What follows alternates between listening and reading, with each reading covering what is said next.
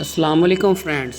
Group captain Kamran Bashir مسیح، ایک مسیحی پاکستانی پائلٹ کی دلیرانہ کہانی۔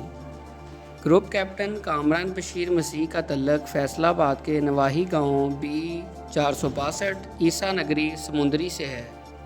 وہ ایک مسیحی گھرانے میں پیدا ہوئے جہاں بچپن سے ہی انہوں نے ملک کی خدمت کا خواب دیکھا۔ ان کے والدین نے ان کی حوصلہ افزائی کی اور انہوں نے سخت محنت کے بعد پاکستان ایئر فورس میں شمولیت اختیار کی۔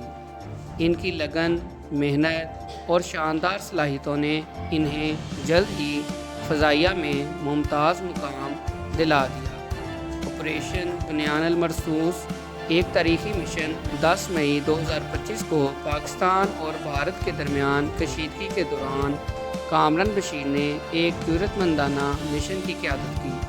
انہوں نے JF-17 تھنڈر طیارے میں سوار ہو کر مقبوضہ جموں کشمیر میں بھارتی راجوری ایئر بیس پر کامیاب حملہ کیا۔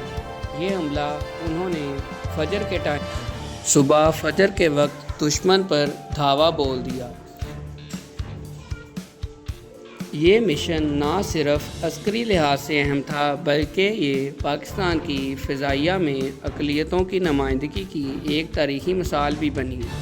اس مشن کے دوران رپورٹس کے مطابق کامران بشیر نے ایک بھارتی رافیل جنگی طیارہ بھی مار گرایا۔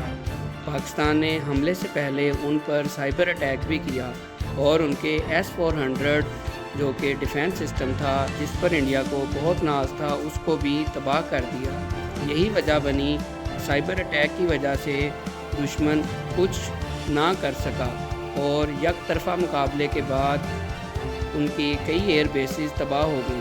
قومی ہیرو اور اتحاد کی علامت کامران بشیر پاکستان کے لیے ثابت ہوئے۔